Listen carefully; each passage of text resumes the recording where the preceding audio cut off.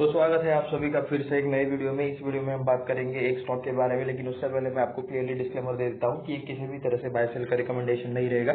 ये वीडियो सिर्फ research educational purpose के लिए है। ये आपको क्लियर कर डिस्क्लेमर पता रहना चाहिए। खुद से रिसर्च करें, खुद से स्टडी करें, अपने फाइनेंशियल एडवाइजर से राय ले लें, उसके बाद ही जो करना है वो करें। तो यहाँ पे आप देख सकते हो ओरिएंटल ट्राइमेक्स शेयर के बारे में हम यहाँ पे बात करेंगे। यहाँ पे ये शेयर आज यहाँ पे 20% से आपको अब देखने को मिल रहा है। ये आप यहाँ पे देख सकते हो, ऊपर आपको यहाँ पे 20% की तेजी आपको इस स्टॉक में देखने को मिल रही है। उसके बाद थोड़ा सा हम डेटा देख लेते हैं। 19 तारीख का आपके सामने यहाँ पे चार्ट है, 5 मिनट के टाइम फ्रेम पर हम यहाँ पे चार्ट पर देख रहे हैं, ठीक है। तो 10.75 रुपीज के आसपास इसकी स्टार्टिंग हुई थी कहीं पर तो, एंड उसके बाद आप यहाँ पे देख सकते हो कि अप्रोक्सीमेटली ये मतलब काफी टाइम तक कंसोलिडेशन कर रहा था, और आई थिंक लास्ट मोमेंट पर आपको यहाँ पे लास्ट के आधे घंटे में यहाँ पे अच्छी खासी तेजी बनती हुई देखने को मिल रही है। मतलब ये स्टॉक थोड़ा सा अप था, ठीक है, 2%, 4%, 5% के शायद अप में रहा होगा, लेकिन उसके बाद ये वाला कैंडल जो आपको देखने को मिला है, ठीक है, ये वाले कैंडल्स, ठीक है। तो यहाँ पे आप देख सकते हो कि लास्ट के आधे घंटे में या फिर लास्ट के मतलब 20-25 मिनट में आपको यहाँ पे ज्यादातर तेजी देखने को मिल रही है। 2:30 बजे के बाद ही आपको ये तेजी देखने को मिल रही है। एंड उससे पहले का अगर आप यहाँ पे डेटा देखोगे तो मतलब सुबह ज्यादा मूवमेंट नहीं था, लेकिन दोपहर के बाद यहाँ पे ज्यादा मूवमेंट देखने को मिल रहा है। तो यहाँ पे 20% से स्टॉक अप है, ये आप यहाँ पे क्लियरली देख सकते हो। यहाँ पे जो स्टॉक की क्लोजिंग हुई है 12.90 रुपीज के आसपास आपको स्टॉक की क्लोजिंग देखने को मिल रही है। तो ये 5 मिनट के टाइम फ्रेम पर थोड़ा सा हम यहाँ पे डेटा देख रहे हैं, तो इसको मैं अभी कन्वर्ट कर लेता हूँ 1 डे के टाइम फ्रेम पर। तो ये आप यहाँ पे देख सकते हो 1 डे के टाइम फ्रेम पर भी आपको यहाँ पे अच्छा खासा बड़ा वाला कैंडल देखने को मिल जाएगा। इसको थोड़ा सा और जूम आउट कर लेते हैं ताकि हम एक साल का पूरा का पूरा डेटा देख सके। तो एक बार इसको थोड़ा सा और जूम आउट कर लेता हूँ। तो आप यहाँ पे देख सकते हो 2023 का आपको यहाँ पे पूरा डेटा देखने को मिल रहा है, ठीक है। एंड जो लो आपको एक साल के अंदर का देखने को मिल रहा है वो आप यहाँ पे देख सकते हो 5 रुपीज के थोड़ा सा ऊपर आपको एक साल के अंदर का लो देखने को मिल रहा है। उसके बाद इसमें बड़ी बड़ी कैंडल्स हमेशा बनती रहती है। ये वाला ग्रीन कैंडल आज का है 20% का, एंड उससे पहले, ठीक है, लास्ट के 5-6 दिनों में ही आप यहाँ पे देख सकते हो। मैं आपको फिर से इसको थोड़ा सा जूम करके दिखा देता हूँ, ये वाला पार्ट। तो ये आप यहाँ पे देख सकते हो कि मतलब यहाँ पे कंटिन्यूसली बड़ी बड़ी कैंडल्स बनती है। ये वाला कैंडल बड़ा है, ये वाला कैंडल ये वाला, ठीक है, ये वाला बड़ा है, ये वाला बड़ा है, ये वाला रेड कैंडल भी काफी बड़ा है, ठीक है। तो 10% से ज्यादा की मंदी या फिर तेजी इसमें हमेशा होती रहती है, ऐसा चाहे तो आप यहाँ पे कह सकते हो। अगर ये सेकंड वाला स्टॉक है, इतनी ज्यादा अगर इसमें तेजी होती है तो एक सिंपल सी बात रहती है कि यहाँ पे इसका जो मार्केट कैप है, ठीक है, वो या तो स्मॉल कैप रहेगा या फिर मिड कैप रहेगा, दोनों यहाँ पे चार्जेस हो सकते हैं, क्योंकि लार्ज कैप में इतना बड़ा मूव नहीं आता। तो ये आप यहाँ पे देख सकते हो। और एक पॉसिबिलिटी हो सकती है कि यहाँ पे ऑपरेटर्स भी हो सकते हैं, ऑपरेटर्स का गेम भी चल सकता है। अगर इस स्टॉक के फंडामेंटल्स उतने अच्छे नहीं दिखे तो एक सिंपल सा मीनिंग रहेगा इसका कि यहाँ पे इस स्टॉक में आपको ढेर सारे ऑपरेटर्स देखने को मिल रहे हैं। तो ये एक क्लियर कट चीज आपको यहाँ पे समझ में आ जानी चाहिए। तो देखते हैं कि मतलब हमें इस स्टॉक के फंडामेंटल्स कैसे देखने को मिलते हैं। इसी वीडियो में हम स्टॉक के फंडामेंटल्स भी देखने वाले हैं। उसके बाद हम इसे यहाँ पे 1 मंथ के टाइम फ्रेम पर थोड़ा सा हम यहाँ पे चेक करेंगे। 1 मंथ के टाइम फ्रेम पर आप यहाँ पे डेटा देख सकते हो। ओके, काफी लिमिटेड डेटा आपको यहाँ पे देखने को मिल रहा है। आप यहाँ पे देख सकते हो कि मतलब इसका जो अगर हम सबसे मतलब ऑल टाइम का लो अगर हम यहाँ पे पकड़ेंगे या फिर जहाँ से लिस्टिंग स्टार्ट हुई थी, ठीक है, 2016 के मतलब किसी महीने में यहाँ पे स्टार्ट हुआ होगा, तो वो आपको यहाँ पे देखने को मिल रहा है। वो लेवल अप्रोक्सीमेटली 4 रुपीज के आसपास देखने को मिल रहा है। अभी मतलब उस टाइम पे क्या एडजस्टमेंट हुआ था, क्या हुआ था, ये तो अभी मतलब उसी टाइम को उसी मतलब जो कुछ उस टाइम से मतलब स्टॉक मार्केट में होगी वही तो होता। लेकिन उसके बाद स्टॉक ने मतलब थोड़ा सा हाई मारने की कोशिश की और उसका ऑल टाइम हाई, स्टॉक का ऑल टाइम हाई आप यहाँ पे देख सकते हो 22 से 24 के बीच में देखने को मिला है, 23 के आसपास कहीं पर, तो ये हो सकता है। उसके बाद स्टॉक नीचे आया, ये 2020 वाला गिरावट ये आपको यहाँ पे देखने को मिला है। मैं सारी लाइन्स एक बार फिर से क्लियर कर देता हूँ। ये है 2020 वाला गिरावट। उसके बाद स्टॉक फिर से थोड़ा सा ऊपर के, फिर से नीचे, फिर से थोड़ा ऊपर, फिर से नीचे। तो काफी कंसोलिडेशन इस स्टॉक में चल रहा है, ऐसा चाहे तो आप यहाँ पे कह सकते हो। एक कंसोलिडेशन के रेंज में यहाँ पे ये स्टॉक कंटिन्यूसली आपको अभी भी मतलब ज्यादातर कंसोलिडेशन की रेंज में ही ट्रेड करते हुए देखने को मिल रहा है। यानी कि सिंपल सी बात है, यहाँ पे वोलेटिलिटी है, थोड़ा ऊपर से मतलब स्टॉक को ऊपर भेजा जाता है और फिर से इसमें प्रॉफिट बुकिंग की जाती है। शायद इसमें पंप एंड डंप वाला मामला हो सकता है, ठीक है। आपको इसके बारे में क्या लगता है नीचे कमेंट करके जरूर बता देना। लेकिन अभी हम यहाँ पे चेक करेंगे कि इसके स्टॉक के फंडामेंटल्स कैसे हैं, बैलेंस शीट कैसे है, रिजल्ट कैसे है, नंबर कैसे है, ये सारी चीजें हम यहाँ पे इस वीडियो में चेक करने वाले हैं। तो चलिए चलते हैं स्क्रीनर पर। तो अभी हम आ चुके हैं स्क्रीनर पर। स्क्रीनर को आप पर मतलब यहाँ पे आप देख सकते हो क्लियरली आपके सामने डेटा देखने को मिल रहा है। सबसे पहले तो अबाउट अस पढ़ लेते हैं कंपनी का, यहाँ पे क्या क्या है। 1996 में कंपनी बनी थी and oriented Trimex engage in the business of trading and processing marble and mining of the granite. तो ग्रेनाइट रिलेटेड मतलब जो कुछ यहाँ पे रहता है, स्टोर रहता है, तो उससे रिलेटेड ये लोग माइनिंग करते हैं एंड यहाँ पे ट्रेडिंग करते हैं ये लोग। उसके अलावा मार्बल की प्रोसेसिंग भी करते हैं। टाइल रिलेटेड काम है, ऐसा चाहे तो इस कंपनी का आप यहाँ पे कह सकते हो। तो 1996 में बनी थी।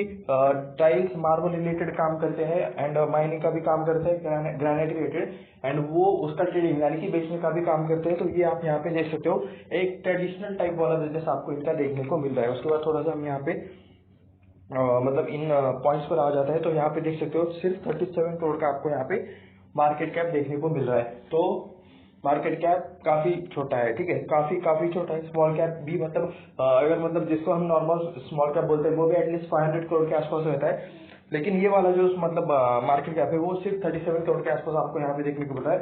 तो ये काफी छोटा आपको यहाँ पे देखने को मिल रहा है। करंट प्राइस इसका 12.9 के आसपास है। आज यहाँ पे 20% का सर्किट लगा है। हाई अगर आप यहाँ पे देखोगे तो 12.9 के आसपास अभी का हाई है, और एक साल के अंदर का लो देखोगे तो 5.15 के आसपास आपको एक साल के अंदर का लो देखने को मिल रहा है। फेस वैल्यू 10 का देखने को मिल रहा है, देख सकते हो। यानी कि अगर कंपनी चाहे तो स्टॉक में स्प्लिट एक्शन या फिर बोनस एक्शन आ सकता है, कॉर्पोरेट एक्शन आ सकता है, लेकिन वो अगर कंपनी चाहे तो ये चीज आपको यहाँ पे पता रहनी चाहिए। उसके बाद आरओई देख सकते हो -6.26% का आरओई है। आरओसी भी आप यहाँ पे देख सकते हो -3.58% का आरओई है। दोनों माइनस में है, यानी कि एक सिंपल सी बात है कि ये कंपनी लॉस में वर्क कर रही है, लॉस में ऑपरेट कर रही है, कंपनी में नेट प्रॉफिट नहीं है, ऐसा चाहे तो आप यहाँ पे कह सकते हो। बुक वैल्यू 23.3 के आसपास देखने को मिला है। अपने बुक वैल्यू के 1x भी ये मतलब ट्रेड नहीं करी है, अपनी बुक वैल्यू के आगे के आसपास ही ये कंपनी ट्रेड कर रही है। ये भी आप यहाँ पे क्लियरली देख सकते हो। स्टॉक का पी तो यहाँ पे देखने को ही नहीं मिल रहा, स्टॉक का पी देखने को नहीं मिल रहा। आरओई आरओसी माइनस में है, सिंपल सी बात है, कंपनी अभी माइनस में है, कंपनी नेट लॉस में है। तो ऐसे कंपनी में यहाँ पे 20% का आपको सर्किट लग रहा है। तो क्या ये मतलब सही चीज है? ठीक है, आपको क्या लगता है आप नीचे कमेंट करके जरूर बता सकते हो। डिविडेंड यील्ड भी देख सकते हो 0.00%। प्रॉफिट ही नहीं है कंपनी में तो डिविडेंड कहाँ से देंगे, सिंपल सी बात है। तो चलिए उसके बाद थोड़ा सा हम नीचे चलते हैं। तो पी रेशो अगर होता ना तो अभी हम यहाँ पे कंपेयर कर लेते, लेकिन यहाँ पे पी रेशो है ही नहीं अभी का। यहाँ पे ईपीएस में अगर आप यहाँ पे देखोगे, लेटेस्ट पर भी मैं यहाँ पे क्लिक कर लेता हूँ। 2 का मुझे मतलब यहाँ पे एक डेटा देखने को मिला है जहाँ पे ईपीएस आपको -0.44 के आसपास देखने को मिल रहा है। उसके बाद मतलब जब कभी ये प्रॉफिट में थे तो ये आप यहाँ पे देख सकते हो 2021 में ये शायद थोड़ा सा प्रॉफिट में आए थे। 2 जुलाई 2021 को पी 60 के आसपास था, ईपीएस 0.2 के आसपास था। मैक्स डेटा देख लेते हैं तो मैक्स में भी कभी प्रॉफिट कभी लॉस, ये वाली चीज देखने को मिल रही है। तो पी अभी मतलब है ही नहीं, तो कंपेयर क्या करें। इसका हाईएस्ट जो पी है ये आप यहाँ पे देख सकते हो 60 के आसपास, यानी कि जो भी हमने पढ़ा 2021 में मतलब इसका पी ऑल टाइम हाई के आसपास था। अदरवाइज यहाँ पे मतलब पी का लो आप यहाँ पे देख सकते हो 10 से भी नीचे आपको यहाँ पे पी का लो देखने को मिल रहा है। उसके बाद ये ईपीएस माइनस में है, अभी भी ईपीएस माइनस में ही आपको यहाँ पे देखने को मिल रहा है। कभी प्रॉफिट में आ जाते हैं, कभी लॉस में आ जाते हैं, फिर प्रॉफिट फिर लॉस, तो ये ऐसा ही यहाँ पे चल रहा है। और लास्ट ईयर 2021 में प्रॉफिट में आए थे एंड अभी कंपनी लॉस में है, ठीक है। करंट जिस टाइम में ये वीडियो बना रहा हूँ, जिस टाइम पे कंपनी के शेयर को ऊपर से भी लगाए, उस टाइम पे कंपनी लॉस में आपको देखने को मिल रही है। तो चलिए इसके बाद हम यहाँ पे थोड़ा सा और नीचे चलते हैं। यहाँ पे प्रोज एंड कॉन्स रिलेटेड कुछ पॉइंट लिखे हुए हैं, तो जो आप यहाँ पे पढ़ सकते हो, ठीक है। तो कंपनी हैज रिड्यूस्ड डेट, यानी कि कंपनी ने अपना कर्जा कम किया है। शायद कंपनी के ऊपर कुछ कर्जा था जो उन्होंने कम किया है, ठीक है। यहाँ पे सेकंड पॉइंट भी मतलब उसी से रिलेटेड है कि कंपनी अभी शायद ऑलमोस्ट डेट फ्री होने के कगार पर है, या फिर डेट फ्री हो चुकी होगी, ऑलमोस्ट डेट फ्री है, ठीक है। उसके बाद स्टॉक अपने बुक वैल्यू के भी नीचे ट्रेड करा है, ये आपको यहाँ पे पॉइंट देखने को मिलता है। वैसे मतलब अपने बुक वैल्यू के कितना ट्रेड करा है इसको मतलब ज्यादा इंपॉर्टेंस नहीं देनी चाहिए मेरे हिसाब से। तो आपको क्या लगता है वो आप मुझे बता सकते हो। अगर कंपनी के फंडामेंटल स्ट्रॉन्ग है, कंपनी को कंटिन्यूसली ऑर्डर मिलते जा रहे हैं, कंपनी का बिजनेस बढ़ रहा है, ठीक है, तो उस टाइम में मतलब थोड़ा सा आपको मतलब बाकी चीजों पर भी ध्यान देना चाहिए। तो आप यहाँ पे देख सकते हो, अभी हम यहाँ पे कौन देखेंगे कि यहाँ पे क्या क्या पॉइंट्स लिखे हुए हैं। तो स्टार्ट कर लेते हैं। कंपनी का लो इंटरेस्ट कवरेज रेशियो, यानी कि कंपनी के ऊपर इंटरेस्ट की वजह से मतलब कुछ असर पड़ रहा है प्रॉफिट एंड लॉस स्टेटमेंट में। चलिए हम बाद में नीचे चेक करेंगे उसे। उसके बाद पोर सेल्स ग्रोथ देखने को मिली है लास्ट के 5 सालों में कंपनी में -30% का पोर सेल्स ग्रोथ देखने को मिल रहा है। प्रमोटर होल्डिंग काफी लो है, ठीक है। ये एक मेजर निगेटिव पॉइंट है कि मतलब प्रमोटर के पास सिर्फ 27% हिस्सा है, बाकी हिस्सा मुझे नहीं लगता कि मतलब इसमें शायद एफआईडीआई होंगे, तो शायद बाकी हिस्सा पब्लिक के पास है। काफी छोटा स्टॉक है, ठीक है। तो मेजर जो पोर्शन है कंपनी का वो आपको यहाँ पे इसके पास देखने को मिल रहा है। कहाँ पे? पब्लिक के पास देखने को मिल रहा है। प्रोमोटर्स के पास काफी लो हिस्सा आपको यहाँ पे देखने को मिल रहा है, सिर्फ 27.2% के आसपास प्रोमोटर्स के पास हिस्सा आपको यहाँ पे देखने को मिल रहा है। कंपनी ने लास्ट के 3 सालों में मतलब ज्यादा रिटर्न नहीं दिए हैं। यहाँ पे देख सकते हो माइनस में है कंपनी, माइनस मतलब नेट प्रॉफिट तो है ही नहीं, लेकिन यहाँ पे देख सकते हो -6.38% का यहाँ पे मतलब लास्ट के 3 सालों के अंदर का रिटर्न जो है वो भी आपको यहाँ पे माइनस में ही देखने को मिल रहा है। हाई डेबिटर्स भी आपको यहाँ पे देखने को मिल रहा है, यानी कि कंपनी का जो पैसा मतलब मार्केट में जो पैसा अटका पड़ा रहता है उसे आने के लिए यहाँ पे ज्यादा डेज लगते हैं, 1072 डेज, यानी कि अप्रोक्सीमेटली 3 साल के आसपास का समय रहता है। ठीक है, यार ये पैसा क्या रहता है, अगर सोचो मैंने मार्केट में किसी को मेरा माल बेचा है, उसका मतलब मुझे पेमेंट आना है, तो वो पैसा आने के लिए कितना टाइम लगता है, तो ये आप यहाँ पे देख सकते हो, यहाँ पे इनका पैसा आने के लिए 1072 डेज लगते हैं, यानी कि अप्रोक्सीमेटली 3 सालों के अप्रोक्स यहाँ पे इन्हें समय लग रहा है। तो ये टाइम काफी जाता है। बिजनेस में जितना जल्दी ट्रांजेक्शन हो, जितना जल्दी मतलब पैसे का रोटेशन हो, उतना ज्यादा बिजनेस के लिए अच्छा रहता है। तो ये आप यहाँ पे देख सकते हो, ये काफी बड़ा नेगेटिव पॉइंट है। प्रोमोटर होल्डिंग का भी आपको ये नेगेटिव पॉइंट ही देखने को मिल रहा है।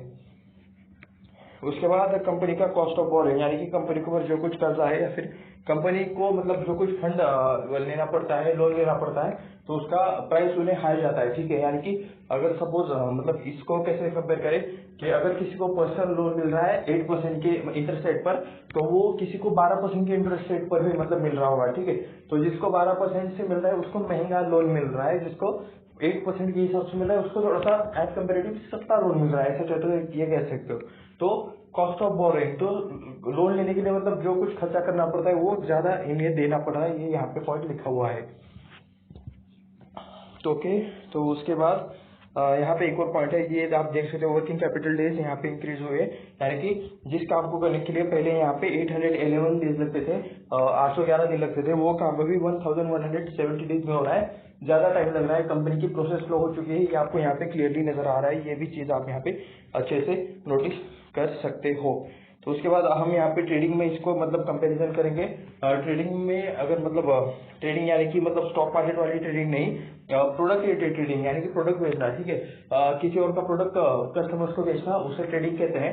जैसे मतलब डीलर से लेकर शॉपकीपर्स बेचते हैं आगे, तो उसे ट्रेडिंग कहते हैं। ठीक है, तो ये आप यहाँ पे देख सकते हो। तो ट्रेडिंग के मतलब सेक्टर में इन्हें डाला गया है। एंड ऐसे मतलब कोर कंपैरिजन वाली तो ये कंपनीज नहीं है, लेकिन बस बिजनेस करने वाली है, ट्रेडिंग करने वाली कंपनीज है, ये आप यहाँ पे देख सकते हो। सबसे पहला नाम अडानी एंटरप्राइज का देखने को मिल रहा है। सेलो वर्ल्ड का यहाँ पे सेकंड नाम देखने को मिल रहा है। सेलो वर्ल्ड का जस्ट लिस्टेड कंपनी है, अभी कुछ दिनों पहले ही मतलब इनका आईपीओ आया था। आप में से मतलब लोगों ने शायद किसी ने अप्लाई भी किया होगा, किसी को अप्लाई मतलब आईपीओ मिला है, कितने % रिटर्न से, अगर कुछ उस रेटेड चीजें हुई है, ठीक है, तो नीचे कमेंट करके जरूर बताना। एजेस लॉजिस्टिक, उसके बाद reading turn, Honasa consumer. Honasa consumer का एक और मतलब ब्रांड नेम है, आप मुझे नीचे कमेंट करके बताओ। अगर आप स्टॉक मार्केट के प्लेयर हो तो आपको वो आना चाहिए। ठीक है, एमएमटीसी, रेन इंडस्ट्रीज, एंड यहाँ पे देख सकते हो ओरिएंटल ट्राइमेक्स। ठीक है, तो एक्चुअली मतलब इसमें से किसी कंपनीज के साथ इसका प्रॉपर कंपैरिजन नहीं होता, क्योंकि मतलब कंपैरिजन करना है ना तो कोर बिजनेस मैच होना चाहिए। यहाँ पे मतलब सिर्फ ट्रेडिंग रिलेटेड इन्होंने सेक्टर पिक किया है, तो ऐसा कह नहीं सकते कि मतलब इनके साथ मैच होगा नहीं होगा। तो मैं आपको यहाँ पे दिखा देता हूँ, पी में आप यहाँ पे चीजें चेक कर सकते हो। वैसे एक्चुअली पी है ही नहीं, तो चेक कहाँ से करेंगे। ठीक है, तो इसको छोड़ देते हैं। बाकी मार्केट कैप की सबसे बहुत छोटी कंपनी है, एंड वो भी मतलब 1 करोड़ के लॉस में है, ये आप यहाँ पे देख सकते हो।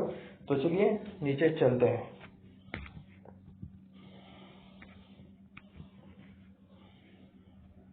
तो अभी आपके सामने क्वार्टर रिजल्ट्स है, तो ये आपको मैं एक बार समझा देता हूँ कि यहाँ पे क्या क्या चीजें देखने को मिल रही है। दिसंबर 2020 में यहाँ पे 2.43 करोड़ के आसपास का सेल था, दिसंबर 23 क्वार्टर का, जो कि बाद में 6 करोड़ हो गया। उसके बाद 0.82 करोड़, उसके बाद 5 करोड़, उसके बाद 4.92 करोड़, उसके बाद 7 करोड़, उसके बाद 2 करोड़, उसके बाद 3 करोड़, उसके बाद फिर से देख सकते हो 0.13, 0.32, 0.10। तो काफी मतलब गिरावट है, वोलेटिलिटी वाला परफॉर्मेंस देखने को मिल रहा है। सेल्स में तो मतलब काफी ज्यादा गिरावट हो चुकी है, ऐसा चाहे तो आप यहाँ पे कह सकते हो। सेल्स में क्लियरली आपको यहाँ पे गिरावट ही देखने को मिल रही है। उसके बाद मैं आपको मतलब ये दिसंबर 23 का जो क्वार्टर है ना, इसका मैं थोड़ा सा आपको रिजल्ट एक्सप्लेन करके बता देता हूँ। 0.21 का यहाँ पे 0.21 करोड़ का यहाँ पे इनकम हुआ था। ठीक है, उसको कमाने के लिए खर्चा कितना किया था, 0.97 CR का, यानी कि 21 लाख का इनकम किया, एंड 21 लाख कमाने के लिए 97 लाख स्पेंड किए इन्होंने, 97 लाख का इन्होंने एक्सपेंसेस किया। इनकम से ज्यादा तो इनके खर्चे है, तो नेट ऑपरेटिंग लॉस में ये लोग आ गए। इनकम से एक्सपेंस बढ़ा है तो 76 लाख का घाटा। ठीक है, लिटरली ये कंपनी मतलब स्टार्टिंग में बिजनेस में, इनके मेन बिजनेस में ही घाटा कर रही है, ये आप यहाँ पे देख सकते हो। उसके बाद ये ऑपरेटिंग प्रॉफिट मार्जिन रहता है, जो कि अभी ऑपरेटिंग प्रॉफिट लॉस है, सॉरी ऑपरेटिंग लॉस मार्जिन है, क्योंकि मतलब लॉस हो रहा है। ठीक है, इनकम का कितना % लॉस है, तो 361% लॉस, ऐसा भी लॉस नहीं है, मतलब डायरेक्टली 3 डिजिट के इसमें आपको यहाँ पे लॉस के परसेंटेज देखने को मिलेगी। ऑपरेटिंग लॉस मार्जिन इसे चाहे तो आप यहाँ पे बोल सकते हो, ठीक है। अभी ये ऑपरेटिंग प्रॉफिट मार्जिन है, माइनस में है तो ऑपरेटिंग प्रॉफिट मार्जिन बोलेंगे, प्लस में बोलना होगा तो ऑपरेटिंग लॉस मार्जिन, एंड ये मतलब 61% प्लस हो जाएगा, ठीक है। तो उसको छोड़ देते हैं, ये मतलब सिंपल सी चीज है, आपको समझ में आई गई होगी। उसके बाद अदर इनकम आप यहाँ पे देख सकते हो 0.02, यानी कि सिर्फ 2 लाख के आसपास का इनका अदर इनकम आपको यहाँ पे देखने को मिल रहा है। अदर इनकम यानी कि क्या, कंपनी का जो मेन बिजनेस है वो छोड़कर अगर किसी और सोर्स से पैसा आता है तो वो अदर इनकम में शो होता है, ये आप यहाँ पे देख सकते हो।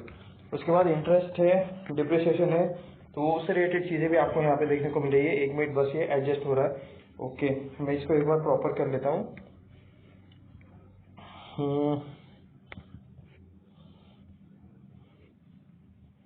ओके, हम यहाँ पे थे तो आप यहाँ पे देख सकते हो, ठीक है। तो इंटरेस्ट है, डिप्रिसिएशन, मतलब कुछ लोन रहता है थोड़ा बहुत, या फिर किसी चीज का हफ्ता देना रहता है, लायबिलिटी रहती है थोड़ी बहुत, तो उससे रिलेटेड चीज आपको यहाँ पे मतलब देखने को मिल रही है। ये दोनों चीजें यहाँ पे माइनस हो जाती है और अदर इनकम इसमें प्लस हो जाती है, तो ये आप यहाँ पे डिफरेंस देख सकते हो। तो उसके बाद 0.08 करोड़ के आसपास आपको ऑपरेटिंग प्रॉफिट देखने को मिल रहा है। तो अदर इनकम की वजह से ही मतलब ये शायद थोड़ा बहुत प्लस में आया है, ऐसा चाहे तो आप यहाँ पे देख सकते हो। ओके, बाय द वे मतलब नहीं, क्या हम ये देख रहे थे? जी नहीं, बिल्कुल भी नहीं। जी हाँ, ठीक है। यहाँ पे थोड़ा सा मतलब ये शायद बैंक चला गया था मुझे, हम यहाँ पे चेक कर रहे थे ओरिएंटल ट्राइमेक्स, तो यहाँ पे यूनिफॉर्म टेलीकॉम सर्विस रिलेटेड चीज आ चुकी है। मैं यहाँ पे मतलब ओरिएंटल ORIENTAL, तभी मैं सोचो अचानक से मतलब कंपनी लॉस से प्रॉफिट में कैसे आ गई, ठीक है, क्वार्टरली रिजल्ट में। तो ये आप यहाँ पे देख सकते हो, हम ये चीजें देख रहे थे। तो 1 करोड़ के आसपास का माइनस 1.18 करोड़ के आसपास का लॉस है, उसमें भी मतलब 0% टैक्स का लॉस है। तो इस वजह से मतलब टैक्स लैब यहाँ पे कुछ अलग मतलब टैक्स रेट एडजस्टमेंट देखने को मिल जाएगा। एंड उसके बाद देख सकते हो टोटल लॉस कितना है यहाँ पे, माइनस 1.17 करोड़ का। तो 1 करोड़ का कंपनी ने घाटा किया है, 1 करोड़ 17 लाख के आसपास कंपनी ने अभी के दिसंबर क्वार्टर में घाटा किया है, ये आप यहाँ पे देख सकते हो। उसके बाद अगर कुछ इंपॉर्टेंट चीजें यहाँ पे देखनी है तो चाहे आप ये पूरा का पूरा चेक कर सकते हो। मैं यहाँ पे सिर्फ नेट प्रॉफिट देखूंगा, 2 करोड़ के आसपास है यहाँ पे अभी नेट प्रॉफिट है, जो कि मतलब ओके सॉरी नेट लॉस है, ठीक है। दिसंबर 2020 में भी लॉस में था, ये आप यहाँ पे देख सकते हो।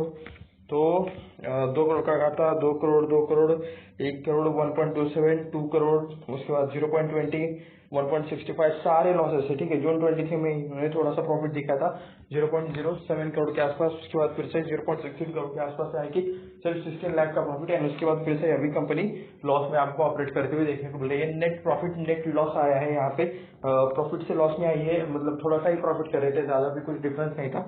तो ये आप यहाँ पे देख सकते हो। तो वॉलेटिलिटी वाला, क्लियर कट वॉलेटिलिटी वाला परफॉर्मेंस है, ये देखकर तो मतलब मैं स्टॉक से मतलब 100 हाथ दूर रहूंगा। आपको क्या लगता है वो आप मुझे नीचे कमेंट करके जरूर बता सकते हो। तो उसके बाद हमें यहाँ पे प्रॉफिट एंड लॉस स्टेटमेंट देखना है, तो ये आप यहाँ पे देख सकते हो। मार्च 2012 का आपको यहाँ पे डेटा देखने को मिल रहा है। सेल्स 103 करोड़ के आसपास का, मतलब उस टाइम पे पूरा 1 साल का सेल है ये, जो कि मतलब बाद में 56 करोड़ हुआ, कम हुआ, 19 करोड़ हो गया, 57 करोड़ हो गया, 72 करोड़ हो गया, 18 करोड़ हो गया। और आप यहाँ पे देख सकते हो 8.71 करोड़ का मार्च 23 का आपको यहाँ पे डेटा देखने को मिल रहा है। टीटीएम मतलब 3 क्वार्टर का इसमें मतलब मिलाकर परफॉर्मेंस है। अभी चौथे क्वार्टर का यहाँ पे आना बाकी है, तो चौथे क्वार्टर को आने मतलब मार्च वाला जो क्वार्टर है आने वाला, वो आने के बाद आपको यहाँ पे मार्च 24 का टोटल नंबर देखने को मिल जाएगा। तो तब तक के लिए आप यहाँ पे देख सकते हो इनकम में तो अच्छा खासा बैंड बचा पड़ा हुआ है। इनकम कंटिन्यूसली आपको गिरते हुए ही देखने को मिल रही है। उसके बाद हम यहाँ पे डायरेक्टली नेट प्रॉफिट देखेंगे। आपको मतलब अगर जो कुछ कंपेयर करना है वो आप कंपेयर कर लो, देख लो, क्योंकि ये भी मतलब सेम ऊपर के रिजल्ट के जैसा मतलब पैटर्न सब कुछ ऊपर के रिजल्ट जैसा है, सिर्फ ऊपर के इस पे क्वार्टरली रिजल्ट है, यहाँ पे 1 साल का परफॉर्मेंस आपको यहाँ पे देखने को मिल रहा है। तो चलिए अभी यहाँ पे नेट प्रॉफिट देख लेते हैं। 0.20 करोड़ के आसपास का मतलब मार्च 2012 में नेट प्रॉफिट था, यानी कि 20 लाख। उसके बाद लॉस 14 करोड़ का, 13 करोड़ का लॉस, 11 करोड़ का लॉस, 1 करोड़ का प्रॉफिट, 0.72 करोड़ का प्रॉफिट, 7 करोड़ का प्रॉफिट, 0.82 करोड़ का प्रॉफिट, 2 करोड़ का प्रॉफिट। उसके बाद loss loss loss loss last के 4 सालों से, लास्ट के 3 सालों से तो कंपनी लॉस में है, और अभी की टीटीएम के भी परफॉर्मेंस में कंपनी लॉस में ही देखने को मिल रही है। बिल्कुल भी मतलब अच्छा यहाँ पे कुछ इसका मतलब परफॉर्मेंस नहीं है, मुझे तो मतलब बिल्कुल अच्छा नहीं लग रहा। अभी आपको कैसा लग रहा है आप मुझे नीचे कमेंट करके बताओ। तो क्वार्टरली और ईयरली दोनों रिजल्ट देखकर अब मैं एक बात तो कह सकता हूँ कि मतलब फंडामेंटल्स के नाम पे कंपनी के अंदर मुझे तो कुछ दिखाई नहीं दे रहा है। एंड तो मतलब ये 2 चीजें हो सकती है, या तो मतलब किसी तरह का न्यूज आया है जिसकी वजह से स्टॉक में 20% का तेजी हुआ है, एंड अदरवाइज सेकंड चीज ये हो सकती है कि मतलब यहाँ पे ऑपरेटर्स का गेम चल रहा है, ऑपरेटर्स का पंप एंड डंप वाला स्कीम हो भी सकता है, ठीक है, क्योंकि यहाँ पे प्रोमोटर्स होल्डिंग भी मतलब काफी कम है, 27% के आसपास आपको यहाँ पे प्रोमोटर होल्डिंग देखने को मिल रही थी। तो बाकी का मतलब 60% से भी ज्यादा यहाँ पे पब्लिक है, ऐसा चाहे तो आप यहाँ पे कह सकते हो, मतलब पब्लिक में ही यहाँ पे ऑपरेटर्स छुपे हुए रहते हैं। तो उसके बाद रिजर्व्स, बोरिंग एंड यहाँ पे फिक्स एसेट, ये हमें कुछ चीजें चेक करनी है। तो यहाँ पे आप देख सकते हो रिजर्व्स में आपको क्या देखने को मिला है, 47 करोड़ के पहले रिजर्व्स थे जो भी हो चुके 39 करोड़ के रिजर्व्स में गिरावट है, बीच में 9-10 करोड़ के भी हो चुके थे, ये आप यहाँ पे देख सकते हो। कंपनी के ऊपर अभी के लिए तो किसी भी तरह का लॉन्ग टर्म का कर्जा देखने को नहीं मिल रहा है, एंड शॉर्ट टर्म का थोड़ा बहुत कर्जा ये आप यहाँ पे देख सकते हो। तो सिर्फ एक ही यहाँ पे मतलब कुछ पॉजिटिव वाला पॉइंट देखने को मिला है कि कंपनी के ऊपर ज्यादा कुछ कर्जा नहीं है, लेकिन फिर भी कंपनी नेट लॉस में ही है, तो इस पॉइंट का भी मतलब क्या ही यहाँ पे फायदा होगा। फिक्स एसेट देख सकते हो 38 करोड़ के आसपास फिक्स एसेट पहले थे जो अभी 40 करोड़ के हो चुके हैं, बीच में 48 करोड़ के मतलब 45 करोड़ के 40 से भी ऊपर यहाँ पे चले गए थे। यहाँ पे देख सकते हो आप लैंड इनके पास 31 करोड़ के आसपास का, बिल्डिंग 8 करोड़ के आसपास का है, प्लांट मशीनरी 21 करोड़ के आसपास है, 0.29 का यहाँ पे इक्विपमेंट है, 1 करोड़ के आसपास में यहाँ पे व्हीकल्स है, फर्नीचर एंड कंप्यूटर कुछ 19.23 लाख का देखने को मिल रहा है। तो उसके बाद चलिए अभी हम यहाँ पे नीचे चलते हैं, जस्ट वेट, ओके। तो शेयर होल्डिंग पैटर्न वैसे बात है क्या हम सही कंपनी पर है, जी हाँ ओरिएंटल ट्राइमेक्स पर ही है।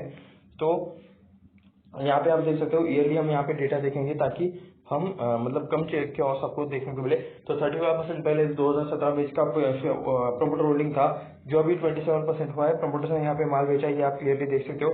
एफआई 0% थे, अभी भी 0% है, डीआई 2% के आसपास पहले देखने को मिलते थे 2017 में, जो अभी 0.34% यानी कि नाक के बराबर है डीआई, ऐसा भी चाहे तो आप यहाँ पे कह सकते हो।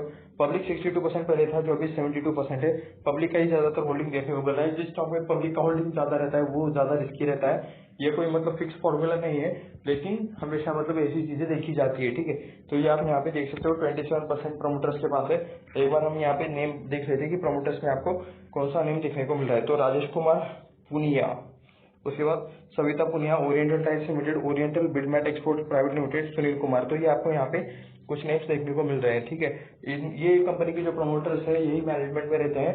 आप लिंक्डइन पर इन्हें सर्च कर सकते हो, इनका एक्सपीरियंस क्या है, इनका क्वालिफिकेशन क्या है, कितना इनका मतलब जॉब रोल है कंपनी में, एंड क्या पोस्ट है, ठीक है, उससे रिलेटेड सारी चीजें आपको वहां पे देखने को मिल जाएगी। अदरवाइज कंपनी का जो वेबसाइट रहता है जो कि हम यहाँ पे इसी वीडियो में आगे देखेंगे, उसमें भी आपको इनसे रिलेटेड चीजें देखने को मिल जाएगी। तो ये आप यहाँ पे क्लियरली देख सकते हो। तो उसके बाद एक और चीज हम यहाँ पे देख लेते हैं कि कितने टाइम में इन्होंने कितने रिटर्न दिए हैं। तो यहाँ पे आपके सामने चार्ट है, आप यहाँ पे देख सकते हो ओरिएंटल ट्राइमेक्स, यहाँ पे ऊपर नेम देखने को मिला है, 12.90 के आसपास प्राइस है, 20% के आसपास की तेजी आपको स्टॉक में देखने को मिल रही है।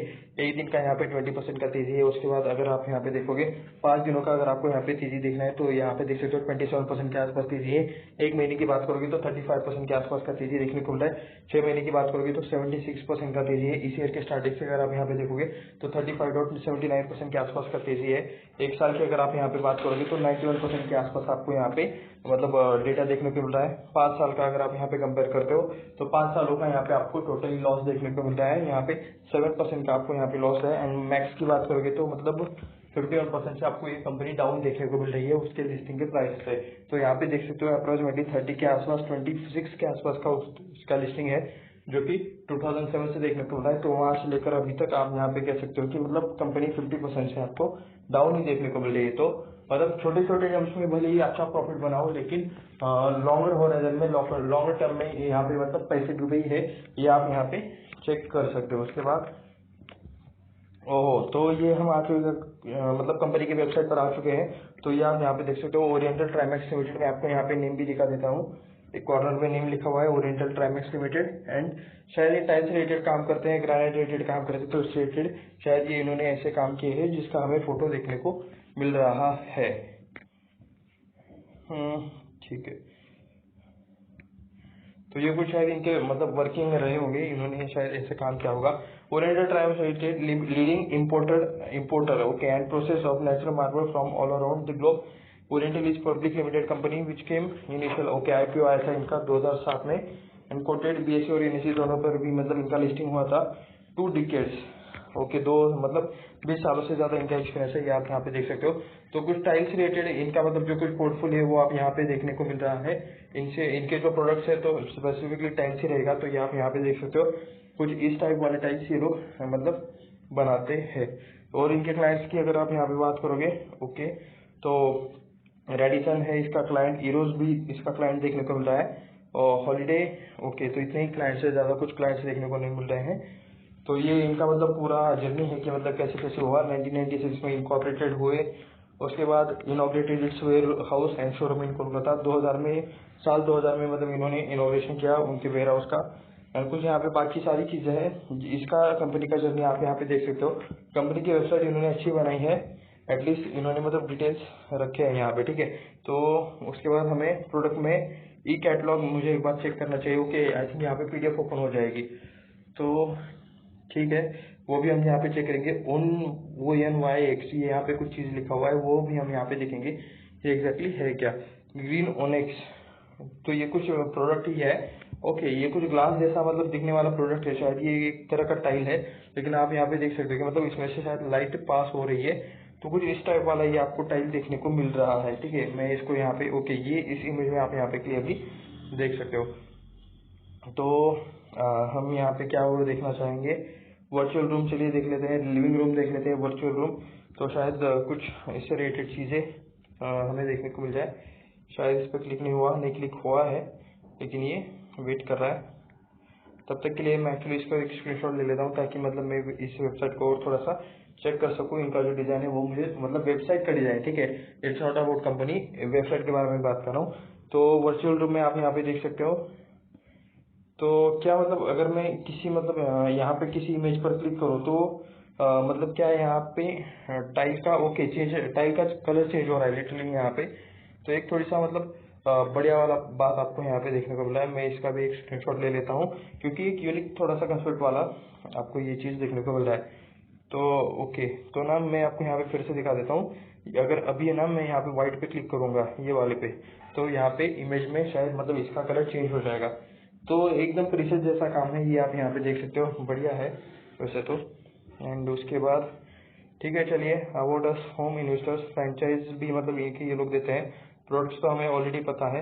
एक्चुअली ना मैं इसका डाउनलोड को कैंसिल कर लेता हूँ, क्योंकि ये काफ़ी बड़ा है, ठीक है। तो अबाउट अस में आ गए। एक्चुअली मैनेजमेंट रिलेटेड चीज़ें देखनी थी, जो यहाँ पे शायद about us, gallery, FAQ, okay, gallery में हम यहाँ पे एक बार चेक कर लेते हैं। एंड क्लाइंट्स FAQ रिलेटेड कुछ चीज़ें हैं। तो एक्चुअली मतलब गैलरी में भी मतलब टाइल्स रिलेटेड ही चीज़ें देखने को मिल जाएंगी। ये शायद इनका शॉप है, जो आप यहाँ पे देख सकते हो, यहाँ पे अलग अलग तरह का, ओके, ज़्यादातर शायद इनके शॉप्स के ही आपको यहाँ पे फोटोज देखने को मिल रहे हैं। तो ये आप यहाँ पे देख सकते हो, ठीक है। तो वो मैं यहाँ पे देखना चाहता था इनके मैनेजमेंट के बारे में।